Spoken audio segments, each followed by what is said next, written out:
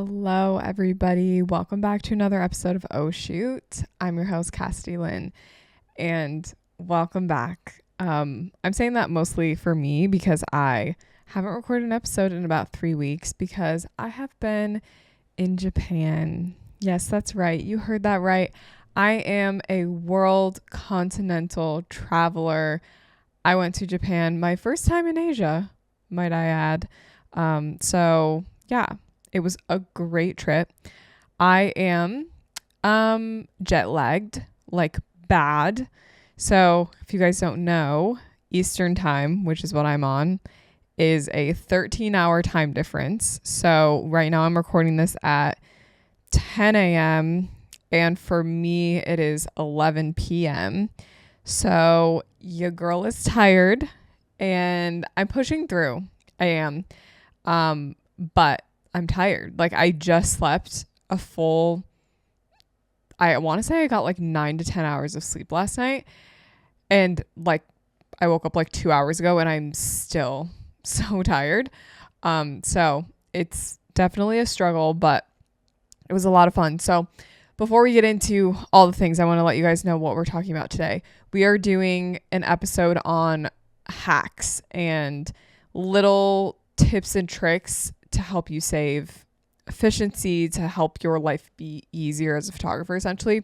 So I have 15 photography hacks that are going to save you time and sanity. That is the episode for today. I've got some really fun new tips in here, things that I've never talked about before, things that are new, that you need to know that can save you a ton of time. So that's what ultimately we're talking about today. But of course, I've got my 15 minutes of fame at the beginning of the episode where I have to tell you guys everything about my life. So let's get into it. Japan. This was a personal trip for me. It wasn't supposed to be a work trip, but you guys know me and I can't resist. And of course I had to book some shoots. So I had 2 shoots while I was in Japan. Plus I did a photo swap with one of the photographers. So got photos of me and Charlie done as well. We were there for 13 days total. We were in Tokyo for 5 or 6 days. And then we went to Kyoto for 5 days. We did like day trips from Kyoto though. And then we went back to Tokyo for 2 nights. And then we flew out from Tokyo, from like the same airport, which was nice because we left some luggage at the first hotel we stayed at, and then we came back to that hotel at the end, so we didn't have to like lug around a bunch of stuff that we like didn't need. So we did a whole bunch of stuff. We saw a lot of temples. I was there with me and Charlie, but then also my uncles were there for work, so they were there to like work obviously, but then the last like 10 days they were there or whatever, they were like not working, which was nice. So my uncle also brought along his mom. So it was like a whole family affair, but it was so fun. We saw a lot of temples. We did so much shopping. Literally some of the best shopping I've ever done in my entire life.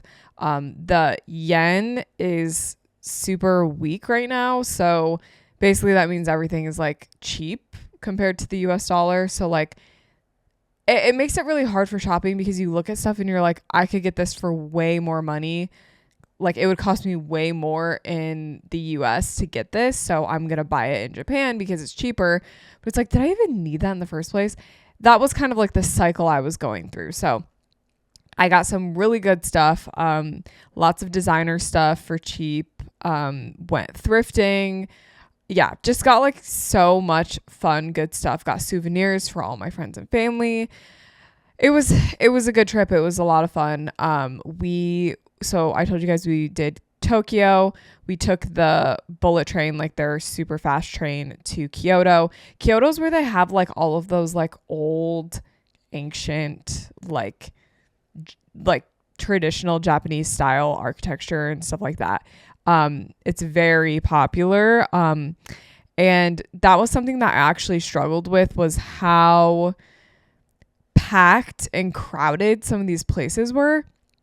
And I'm not over here saying that I discovered any of these tourist attractions or that like I'm super original by going to like a temple or whatever. Like obviously these are things that are well known. They're on social media. They're circulating. So like that's why people are showing up to these places.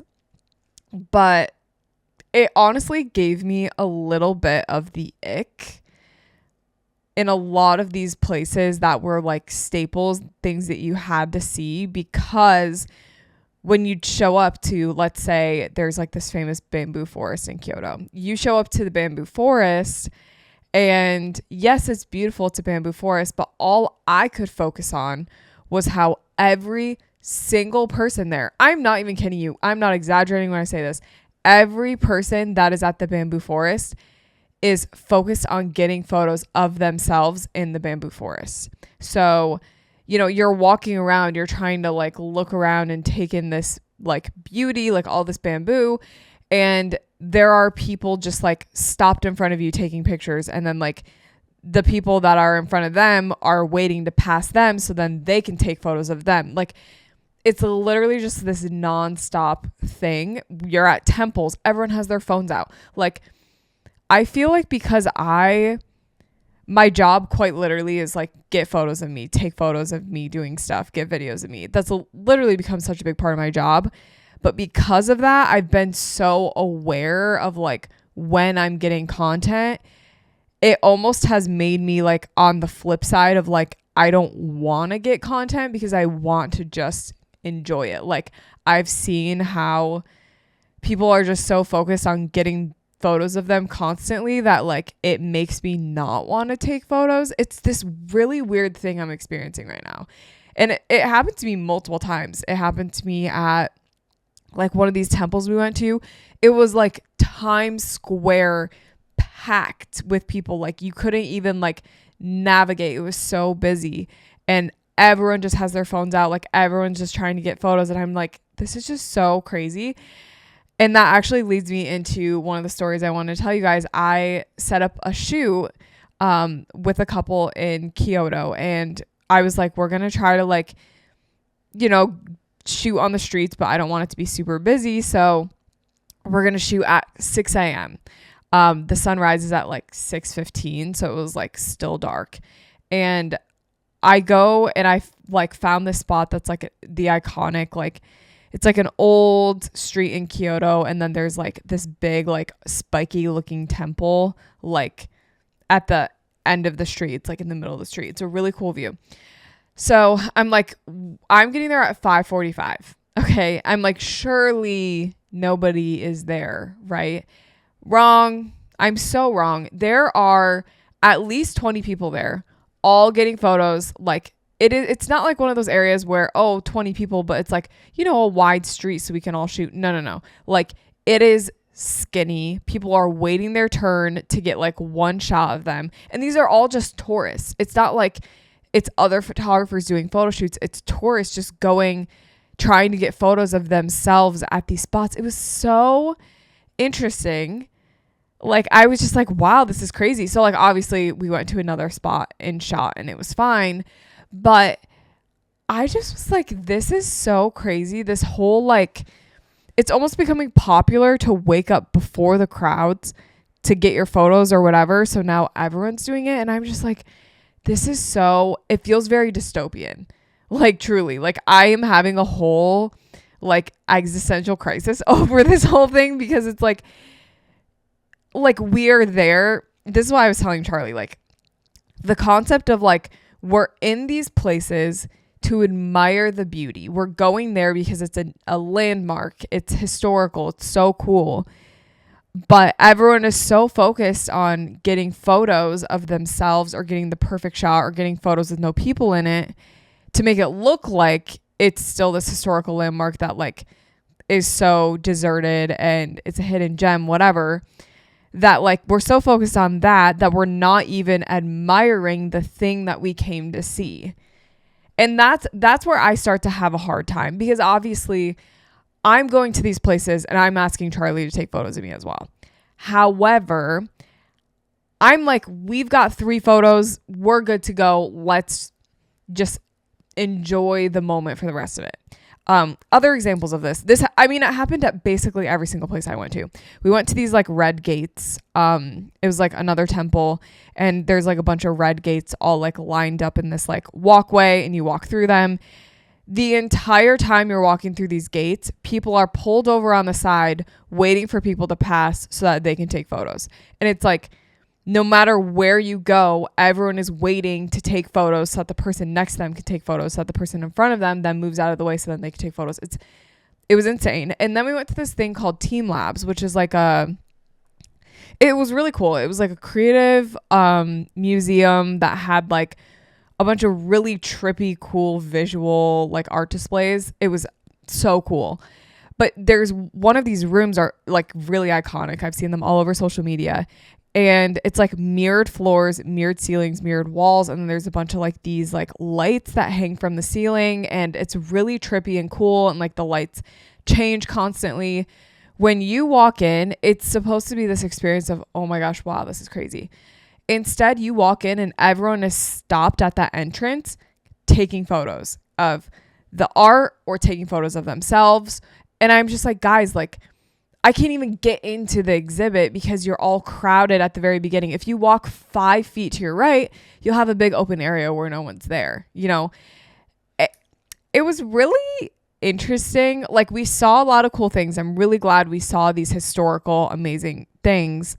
However, the things that I enjoyed the most were the things that there weren't 500,000 people at. So like, I found this cute little, local guy like sushi place that was like 2 seconds off the path of one of the busiest streets I've ever been on in my life, and there was no one in there. It was like the best sushi of my life. This guy was so nice. He like made us all our food right in front of us, and I was like, see, this is like cool. Like, this is what I like. Anyway, I'm gonna get off my soapbox about that. We also went to Nara Deer Park, which is like the park in Nara that has like all of these deer that just like live there. It's so interesting. These deer, there's so many deer, and like people go and feed them, and they're known for like being bowing deer, so they like bow in front of you. And the deer are aggressive, you guys. Like, these deer, there's like male deer, and they're terrifying. Like, they will come over to you and they'll bite your pants and they'll push you and they'll literally knock you over. That's why we didn't get any food to like feed the deer, because we were like, that's when, you know, things start to get crazy, is when you're feeding animals and like, you know, every animal wants your food. Like, that's crazy. It was just a lot. But another one of my favorite experiences, after we went to the deer park, we went to this random thrift store. It was like 15-minute drive away from the deer park. There really were no tourists there. It was literally just us and like locals. And we went to the best thrift store I've ever been to. Like, I got Coach shoes in my size for like $40. Like, some of the most insane deals, like Versace sunglasses. Like, I can't even explain to you guys how amazing all these things were at the thrift store. They were so cheap. It was so fun. And then afterwards, I like went on Google Maps and I found this like little like I forget what it's called. It's like a Japanese pancake type of thing. And we like walked there and we walked in, and I thought because it was on Google Maps that like surely like they have some sort of English experience or like have had tourists in their shop before. And we walked in and like I knew immediately that one, none of them spoke any English, which is fine. We're obviously in Japan. They don't have to speak English, but like I could tell that like there was going to be a huge language barrier, and that they haven't really like had anyone that like looked like me walk into the shop before, because this lady literally looked at me and she had like, her mouth was wide open, like jaw on the floor, and she kept gesturing to like how tall I was. And it was like this old lady. She was really sweet, but you could tell she was like really funny. And there were like 3 people in the shop. I think all 3 of them were either family or like all knew each other. So like they just were cracking up. I'm pretty sure like low-key were getting bullied a little bit, but like it was so fun because it was like one of those experiences where I'm like, this is what I want. I want to walk into a shop where people don't know English, where I'm seeing people, how they live, like That's kind of like more the vibe that I wanted versus like going to all of these like temples and historical landmarks and just being crowded with a bunch of Americans who all want the same photo. Like, you guys, do you know what I'm saying? Like, the trip was good, but it definitely was eye-opening in the sense of tourism. Anyway, I talked about that for way longer than I expected to, but overall, it was a really great trip. Okay, let's talk about a Lightroom update that you guys need to know about, because my mind was blown. I think at this point, it's only been out like a day. And this is before we're getting into all the photo hacks and all of that. First, before I talk about the Lightroom update, I'm pretty sure when this episode comes out, my new merch will have dropped. So go check it out. I'm pretty sure I'm doing 2 separate drops. I think I'm doing one on Halloween, which means it's already happened. But I probably will do one on the Monday that this episode comes out as well. So make sure you're up to date. Check my Instagram, all those things. Okay, the Lightroom update is AI culling. Okay, guys, this is crazy. Lightroom has like never really introduced anything like this. The closest Lightroom has gotten to helping us with culling has been the Adobe Bridge software, which is supposed to be something similar to like Photo Mechanic, where it like loads your photos quickly and allows you to kind of like sort through your photos. But besides that, Lightroom really has never shown interest in like helping us cull until now. So you can automatically select the best photos from a group with filters like subject focus, open eyes, and more. Right now, this feature is in early access. So it's an early access thing. It says the AI-powered assisted culling feature in Lightroom Classic lets you efficiently organize photo collections and folders by identifying the best images, rejecting low-quality photos, and making editing adjustments. You can cull your pictures at the time of import and use the feature for albums already available in Lightroom Classic. So before you begin, you select Catalog Settings, go to Metadata, and Assisted Culling to turn on Assisted Culling feature. Alternatively, you can select the drop down besides the identity plate and turn on auto analysis to access assisted culling. So in the library module, you're going to select a collection or a folder. Once the analysis is complete, in the assisted culling panel, you can choose from the following select options. You can select subject focus, eye focus, eyes open.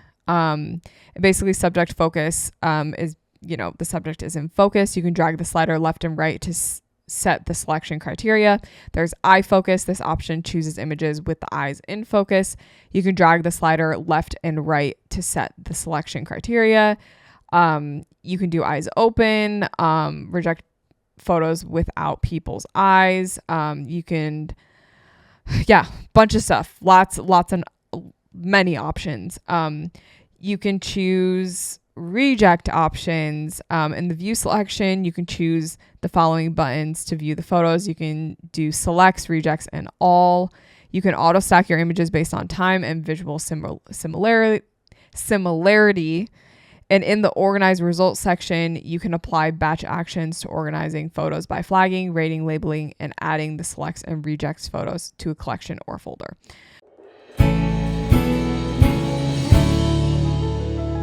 Okay, guys, we're taking a quick break to talk about my photography resources that are all available to you on CassidyLynnEducation.com. If you like what you're hearing in the podcast, you're going to love my freebies. I have 4 free guides for you to choose from: my finding locations guide, my posing guide, my guide to camera gear, and my resources for photographers free guide. You may already know this, but I have presets as well, and these are 4 of my absolute favorite presets available on my education shop. I have my brand new Satin Summer preset pack, which is soft, subtle, and luxurious, whereas some of my other presets, like my Honey Boba preset, is warm, bold, versatile, and has red undertones. And if you want more of a film preset look, definitely check out my Creamy Dreamy preset pack, which is one of my ultimate favorite preset packs. Another resource I love is my email templates, which are only $30. And basically, these templates are super easy to pop into your Honeybook, and it basically basically has every scenario that you would need to communicate with your clients. There's new inquiry emails, automatic response emails. If you're unavailable, there's an email template for that. And if you get unhappy clients, I've got an email template for that as well. So head on over to CassidyLynnEducation.com/shop,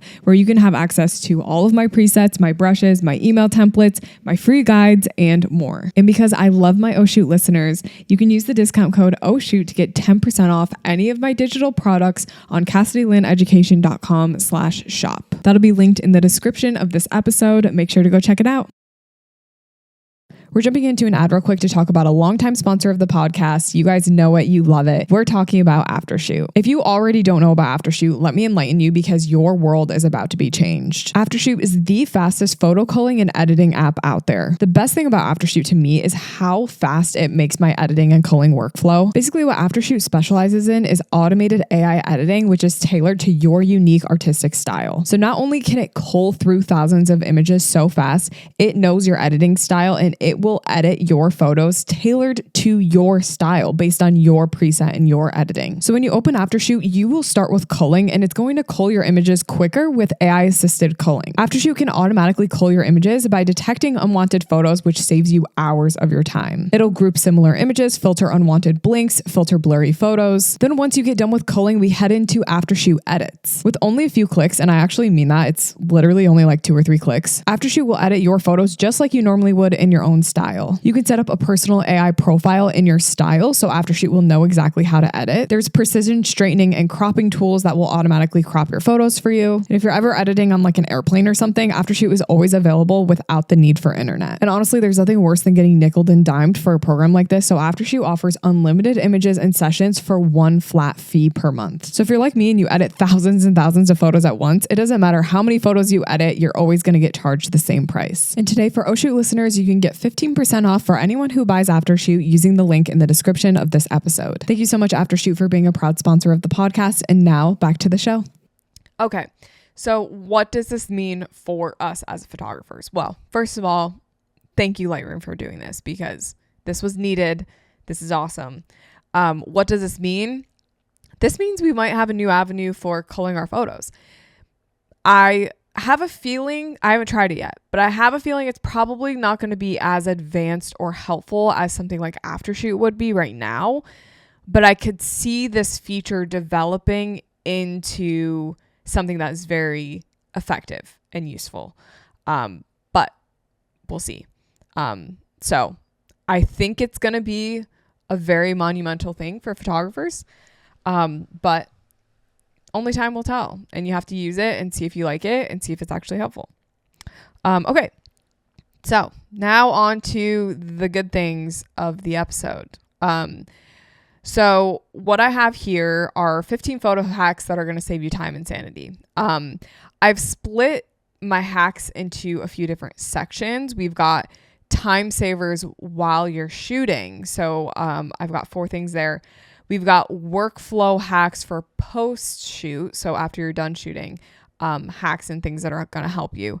And then mindset and efficiency habit hacks. That's my last section. So yeah, we're just going to get right into it. For these photo hacks, these are things that I just find that I personally have found super helpful, things that have saved me personally a lot of time. So I know people have tons of different hacks and there's different things that work for different people. But for me, these are some hacks that I want you guys to know that have helped me speed up my processes a lot. So time savers while shooting. My first hack for you guys to save your time while you're shooting and to help you the most. Number 1 is to shoot on zoom lenses. This is one of my biggest photo hacks right now. And the reason is because I, for so long, did not shoot on zoom lenses. I was very focused on prime lenses only. Now, this really was because there wasn't a zoom lens out there that I felt like could do the same thing as my prime lenses, which is why I didn't use zoom lenses for so long. But once I got my 28-70 f2.0, I know you guys are sick of hearing me talk about this at this point. But once I got this lens, I realized that the way I had been shooting in the past was much less efficient than how I'm shooting right now. I hate to say it because it sounds like I'm dogging on people that use prime lenses. That's not what I'm trying to do. But what I am trying to say is I am able to do what I was trying to do with my 35, my 50, my 85. I'm able to do basically all of that with just one lens. I can be right next to something, or I could be 20 feet away from something and I could still capture those things with my zoom lens. Yeah, it just really allows me to be in multiple places at once, and it allows me to compose my photos differently, create different depths and all of that in a matter of milliseconds. Like, I am able to get right in front of me. I'm able to get 20 feet in front of me, all within like a quick twist of the wrist. Like, that's kind of crazy. And I just feel like the way that I was shooting on my prime lenses before was not as efficient as how I'm shooting now, especially with weddings. There's no way you can be on a 35 and then switch to an 85 while someone's walking down the aisle. Yeah, you can have two camera bodies on you, sure. But you could also just have one camera body with one lens and not break your back with a harness too. So that's one of my number one photo hacks for you guys, is shooting on zoom lenses. I've loved it. Every single time I shoot with my zoom lenses, I just say a little thank you to them. I love them. Give them a little kiss. I'm like, I could never live without you. And this leads me into an idea, because there's a lens. I don't want to get it wrong. I think it is a 35 to 135. Hold on. Or maybe it's 105. Yeah. It's okay. I haven't talked about this on the podcast. I put it on my story like a month ago. The Tamron 35 to 155 millimeter f2.0 to f2.8. This lens exists. It sounds too good to be true, but I've heard that everyone loves it, and I might get it. Okay, so just keep that in mind. I am so deep in the zoom lens game that I might get a 35 to 155, and it might break my back. Actually, I might break my back using this lens. Also, I forgot to mention I'm going to Iceland next week. Woohoo! I'm modeling in a retreat. Charlie's modeling with me. So yeah, I'll have a couple shoots and more content for you guys there. I've never been to Iceland, so I'm assuming it's going to be really cold. So that's awesome. Okay. I got through point number 1. Guys, I'm in a chatty mood right now. I feel like I could talk for 2 hours on this episode. Time saver number 2 while shooting. Do shoots everywhere that you travel, even if you don't feel like it, even if you feel like you can't book the shoots. Do shoots everywhere you travel. This hack is a hack because it allows you to have a travel portfolio. Even though you weren't booked for that location, even though maybe it's really hard for you to set up a shoot, do shoots everywhere you travel. Obviously, this is if you want to get into travel photography. If you don't, then kind of skip over this one. But it is so hard to build a travel business if you do not have travel in your portfolio. So when you travel places, even if it's just for personal stuff, like I was just going to Japan, book the shoots. Okay. It allows you to have a travel portfolio. And I'm saying book the shoots as if that's easy, right? I understand that booking travel shoots is hard. If you do not have an audience, like I have an audience on Instagram that is all over the world. Okay. I've got a big reach, which is how I'm able to book shoots in Japan. Someone that doesn't have that reach, I understand it is so much harder to book shoots in the places you travel. So that means you might need to set shoots up. You might need to pull some strings and make things happen. But it is such a hack to already have the travel portfolio even if you're not necessarily looking for travel right now, it's so helpful to have that. Okay, I'll just expose myself. I am looking into pretty seriously hosting a retreat in an area somewhere in the UK. And I've actually shot very close to this place before. And back in the day, this was like just like a paid for travel exchange. Like they paid for my travel. I shot something. And I've kept all my raws from that. Okay. Because I did that, I'm able to use those photos to literally advertise for my retreat now, because I'm like, I don't feel like I've ever really shot in a place like this before, at least not recently. Oh, actually I did back in 2021. I still have my raws from this. So now I'm able to use that to help me. Now, the reason I'm saying this is because if you're not like booking the travel stuff, if that's something that is coming to your door, go out of your way to make it happen. Okay. Book the random couple. Maybe you pay for a model couple, whatever it is, so that you can get photos in your portfolio. Okay. That's hack number 2. Hack number 3, record at least 3 behind the scenes videos for every single thing that you shoot ever. Okay. This is something that I started doing in 2020. I have 3 videos of every single shoot I've ever done, pretty much ever, with the exception of maybe like one time where I just forgot. But I have videos from basically every single thing that I shoot.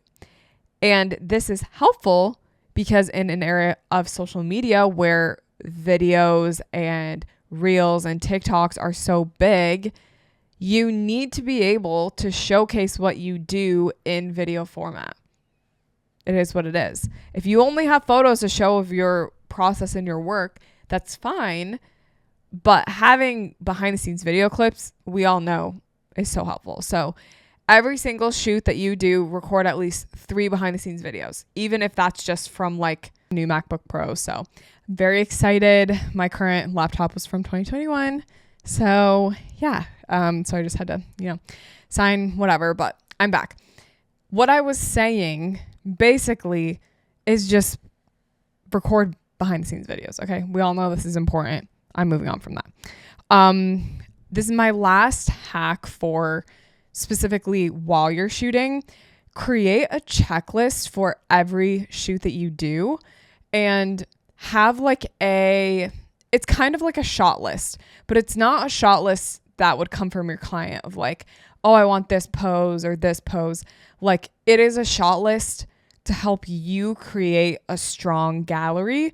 I actually saw a TikTok about this and it got me thinking, like, there really is a checklist that I have in my head that I try to achieve for every single shoot. So I'm going to give you kind of an example of like what this checklist looks like. So every shoot must have an up close detail shot of like, the couple or whoever it is, a shot that doesn't have any sky, poses that are editorial, and then on the flip side, poses that are fun and goofy, a slow shutter shot, an out of focus shot, a shot that shows the landscape or the location, a shot with no faces in it, a running pose, a laying down pose. So this is kind of like a checklist for you. But if you think about it, having that up close detail shot and then having a shot with no sky, think about those photos in your gallery, right? That's what creates a visually interesting gallery. And that's what makes a gallery strong, right? Is by having all of those unique aspects to the gallery. So a checklist like this is a great hack to kind of help you create that stronger gallery. Okay, so now I've got workflow hacks for you after you shoot. Okay, so when you get home from your shoot, here are some life-changing photo hacks that are going to help you. Number 1, I guess this is technically number 5. Sync your denoise settings. Guys, we know that Lightroom AI, we know that Lightroom denoise takes, I don't know, years. it feels like years. It takes so long to actually do one photo. I'm pretty sure for me, it's around 15 to 20 seconds per photo. If I'm shooting a low light reception, I've got over 300 photos that need to be done. Okay. That's a long time that it's denoising. So what I'm trying to tell you is to sync your denoise settings for the entire reception or the entire section that you know needs to be denoised. So what you're going to do, let's say it is like a low light wedding reception. You're going to go, there's 300 photos. You're going to go and select all the photos that don't use flash, that are ambient light, that need denoising. You're going to sync the first photo you're going to denoise. You're going to sync that and sync the denoise across all 300 photos. You're going to get an estimated time for about 40 minutes. And it's true. It's going to take Lightroom about 40 minutes. So you're going to go do something else. Okay. But this is going to be the most efficient use of your time rather than you editing the photo, denoising it, sitting there waiting 15, 20 seconds and then moving on. It's not good for your brain either to sit and wait for the denoise because you can very easily within 10, 15 seconds get distracted and get caught up in something else. And then it takes you 5 years to edit that gallery. So denoise and sync everything all at once. This is one of my biggest photo hacks because it will save you time. Okay. Number 6, if you're going to use a program like Aftershoot, which I do highly recommend, train Aftershoot to edit like you do. Don't just like put your preset on there, get a profile in there and be like, I don't like the way it looks. It doesn't work. I'm not going to use it anymore. Actually use the tools in Aftershoot that allow you to adjust the things. Okay. So like you can tell it, actually, normally you make it a little bit too pink for me. I'm going to add a little bit of green tint to this profile because I feel like normally it's too pink. And then actually I feel like normally it's like way too dark too. So I'm going to like pull the exposure up. And I feel like usually it's a little bit too contrasted. So I'm going to pull the contrast back. You can train a profile and tweak it to get exactly what you want. And guys, trust me, I had a 2,300 photo wedding gallery that I was working through. I put it through Aftershoots through my profile. I have been going back and forth between my satin summer profile and my rewind presets. And genuinely, I was like, this is working so well. And it's because I've spent time going in, making my tweaks, making it look like how I would actually edit. And it's to the point where I can pretty much look at a photo, make about 1 or 2 adjustments, and I'm moving on to the next one. And it's really fast. Okay. So don't doubt that. Give it a try. Make sure you actually train your profiles if you're going to use them. Number 7, save all of your cold raws of everything you ever shoot, period, forever, point blank, period. Okay. This might be a bit controversial because it's like, Cassidy, I don't have room for a bajillion hard drives in my life. I don't care about the weddings I shot in the first year of my career. Wrong. I think it is so important. Okay. Like wrong as in like, I think that's wrong. You could think that's right. It's fine. I just feel like it's so important to keep all of your raws that are culled through and selected. Now, I don't think you need to keep all of your raws forever and ever until the end of time. I think just the ones that you pick and choose are fine. That's probably going to be more than enough. But basically, you need to have the option to go back and re-edit things if you needed to. If you, like I said earlier in the episode, if you suddenly do a retreat in the UK and you have one gallery from the UK ever in your entire career, but it's in a style of like editing that you don't really use anymore, amazing. I still have my raws from that. I can go back and re-edit it. And then that gallery looks brand new. Do you get what I'm saying? Like, it's important to keep your cold raws. Okay. I feel like I've said that before, but I'm just going to say it again because it really is a big hack. And it just gives you guys permission to delete the rejected raws. That was something that I struggled with when I was first starting in photography. I felt like it wasn't okay to like delete the entire gallery. Like you can delete the raws that you didn't use and you didn't need. Yeah, I think that's fine. I usually wait about 6 months and then out of here. And I just keep like the selected photos. So, okay. Another post-shoot hack. This is number 8. Creating Lightroom collections for different lighting scenarios. So this is nice because if you have, like I mentioned, a big section of photos that need to be all denoised, if you have them in Lightroom collections, you can be like, okay, and this whole thing, I'm just going to sync a denoise across all these photos. And I know that they all need to be denoised. And it allows you to sync your settings. So if you do all your detail photos, all your getting ready photos, all the bridesmaids photos, all the groomsmen photos, all of the photos that are from the ceremony, like you can go in and really hone in on syncing one edit to all the photos. And usually it looks pretty good and it saves you a good amount of time. So if you're not someone that's using a program like Aftershoot or whatever to edit, this would be a good alternative to help you speed up that workflow. I've been doing this and I love it. Number 9, if you need to batch import or batch export photos, do it overnight. Also, if you need to batch denoise, do it overnight. So, for example, I shoot a sunset proposal. I get home, I plug in my hard drive, I back up the photos, and then once they're done backing up, I pull up Aftershoot right away. I start the culling process. It says, it'll take 20 minutes. Okay, I'm going to bed. I woke up in the morning, they're all culled for me. Amazing. That's one step I didn't have to do. Or if you've got 200 photos that need denoising, start the denoise process and go to bed.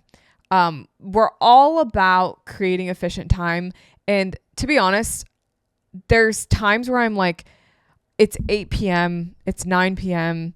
I don't want to think about work anymore. I don't want to touch it. What you're doing, it's going to take you 5 minutes, but it's going to set you up for success when you do have your work day the next day.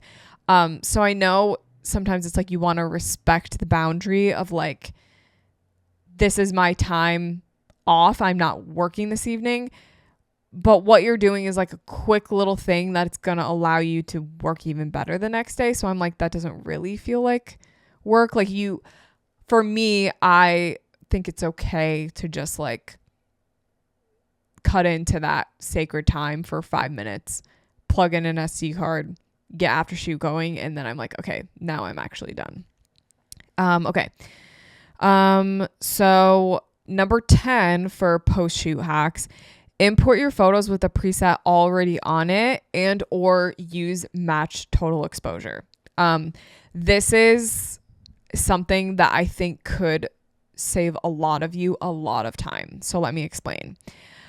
So when you are importing your photos, you should be importing photos that are culled, but if you're using Lightroom's new AI cull feature, maybe you're not. When you import them, go to the apply during import section. There is a section in like the develop section of that section that allows you to select your preset.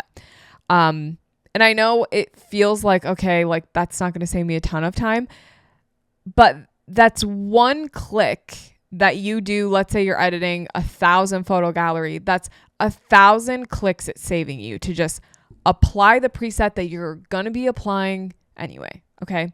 So just do it. There's also match total exposure, which is another hack that allows you essentially to match exposure across all photos, but Lightroom will auto adjust it. So it's not like you're setting your exposure to +1 and then syncing +1 to a bunch of images, because that's just syncing your exposure. Match total exposure essentially is going to take the exposure that you did on one photo And then the rest of the photos, it's going to analyze it and figure out what the number needs to be in order to match the exposure from the other photo. So even if you've got a super bright photo and then a super dark photo, what match total exposure does is it's going to set the exposure settings to visually make the exposure the same on both. So for one, the exposure might be -1.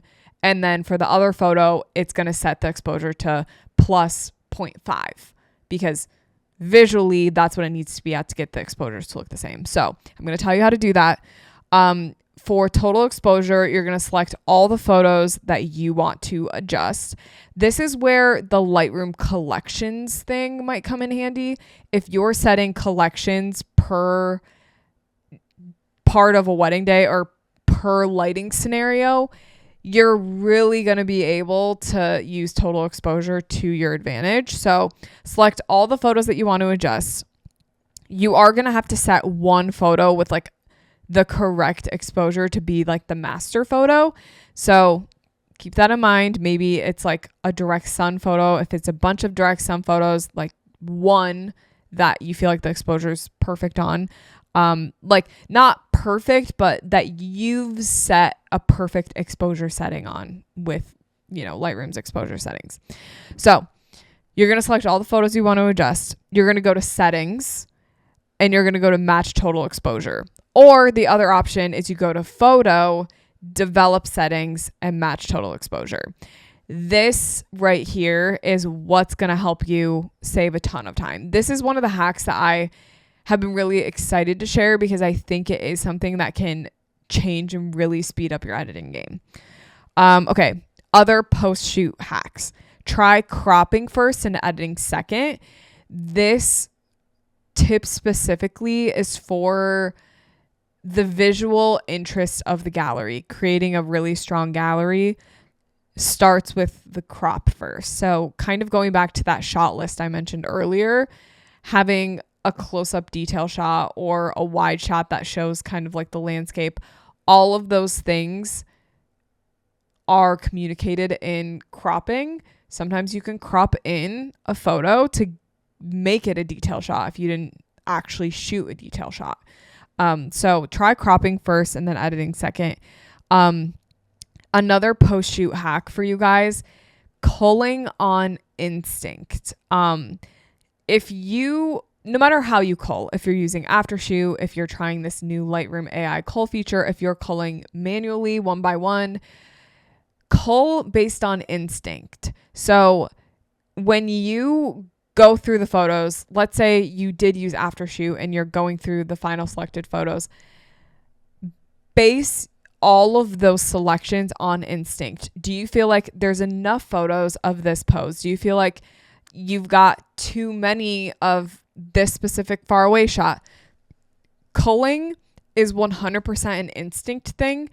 So just going through and using your instincts in your culling process is a big hack for me, because what it allows me to do is it gives me permission to be like, reject, delete, get rid of that photo, because my instinct doesn't tell me that this is a good photo to include. So I'm not going to.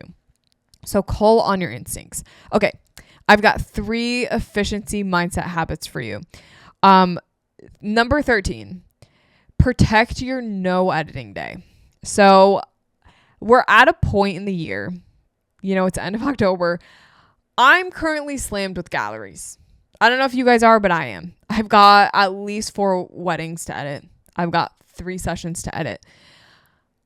Protect your no editing days, because if you are just editing nonstop, that's where you're going to lose the drive. That's where you're going to be like, okay, I am over this. So protect the days that you set aside for no editing days, and do not let yourself edit during those days.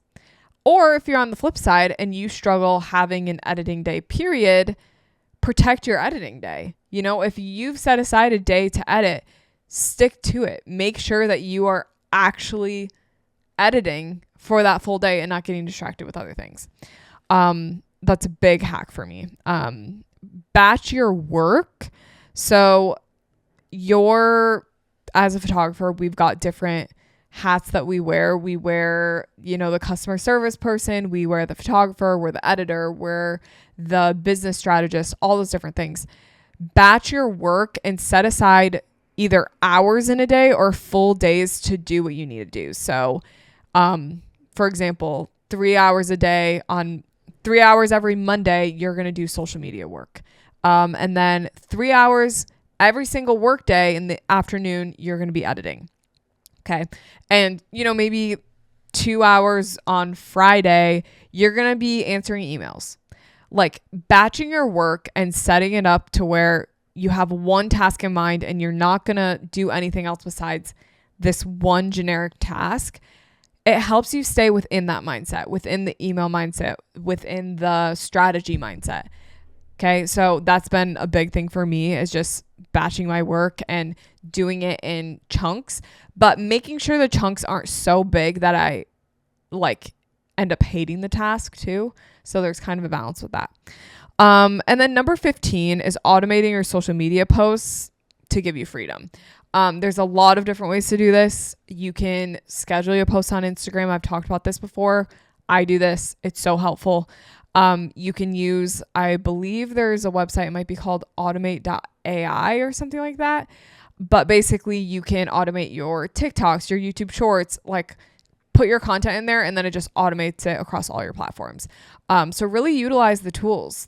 You can automate your TikToks by uploading them on the desktop browser. You can schedule TikToks that way. So automate your stuff and do what you got to do in order to be present in the work that you need to do that day.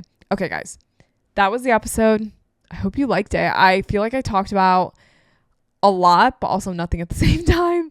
And I think that's because my laptop got delivered midway. So I'm thinking about my laptop and I just want to set it up really bad. But guys, thank you so much for listening.